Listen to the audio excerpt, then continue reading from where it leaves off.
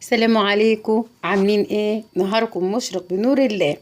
النهارده بقى معانا خضار الشتاء وهنفرز حبة حاجات مع بعض.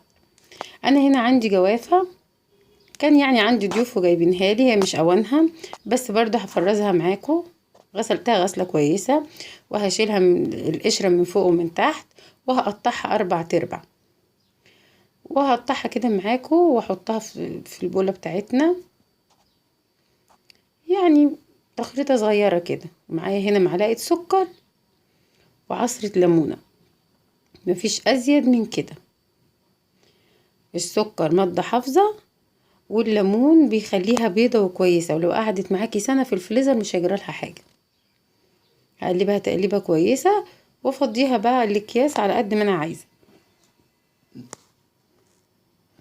انتي بقى وطلبك. واليومين دول في خضار الشتاء، في بزلة وكوسة وفاصوليا وسبانخ وقلقاس. هاتي بقى وشيلي اللي انتي عايزاه. هنا انا خلاص عبيتهم على قد طلبي، وبحطه كده في الكيس والزقه بلزقه، عمره ما بيتفك مني ولا يكعور في التلاجة ولا اي حاجه. بصوا خلصناهم. هنا بقى معايا فاصوليا، ومعايا بزله مخرط عليها الجزر بتاعتها، ومعايا قلقاس والسلق بتاعه، ومعايا كزبره والثوم. نتوكل على الله ونصلي على النبي ونقول بسم الله الرحمن الرحيم. هنا معايا عصرة ليمونة عصرتها على القلقاس، وهسيبه في حبة مية، والسلق ده هخرط عليه حبة الكزبرة بتوعنا، وبرده هحطه واسلقه. دلوقتي حاطه حلة على البوتاجاز، تعالوا نشوفوا هنعمله ايه. المية بتغلي، هحط معلقة سكر اهي، وهحط عصرة نص ليمونة. الليمون بيخلي الحاجة محتفظة بحاجتها كده وخضرة، وهتشوفيها دلوقتي. بسم الله. فضينا الفاصوليا بتاعتنا، يا دوبك المية طبعا بتغلي قلبتين 3، لا هو ازيد ولا اقل. في ناس بتشيل الخضار زي ما هو برضو بيطلع كويس وحلو، بس انا بعمله كده، انا ما بشيلش حاجة زي ما هي بصراحة غير نادرا يعني.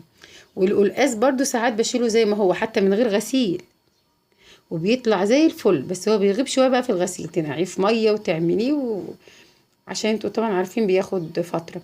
هنا بقى اول ما الحاجة تطلع وهي سخنة ملهلبة، بقلب عليها حبة مية من الحنفية العادية اهو. دي البزلة برضو قلبتين 3، اكون مجهزة جنبي شفشق فيه مية من الحنفية، واول ما اطلعها بحطها في المصفى على طول، اقلب عليها المية من الحنفية. هنا بقى حطيت حبة مية، وادي السلق بتاعنا وعليه حبة كزبرة.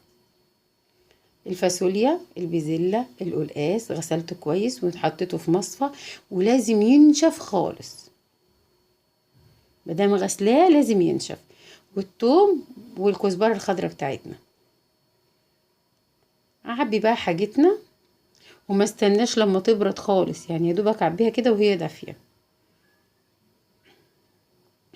وادي البزلة بتاعتنا.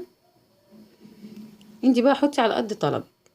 القلقاس جبت له منديل وفضلت انشف فيه شويه، او فوطه، فوطه مطبخ فانيلا قديمه مثلا تكوني بتستخدميها في الاكل وكده، لازم تنشفيه خالص، ما تخليش فيه ولا نقطه ميه.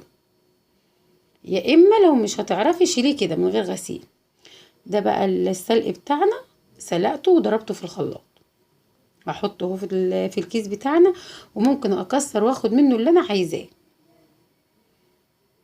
وبرده نفس الحكايه، الكزبره الخضراء بالثوم. عملنا الفاصوليا، عملنا البزله، وادي اهو اكسر منه حته حته حته واخد اللي انا عايزاه على قد طلبك. ونفس الحكايه السلق، قطعيه كده وكده، حته كده حته كده، تكسريه بسهوله عشان معمول رفيع. وادي القلقاس والجوافه خلاص شلناها في التلاجة. ودي حاجتنا. يلا بقى هاتي خضار الشتاء، وكل سنه وانتم طيبين، والقاكم على خير، مع السلامه.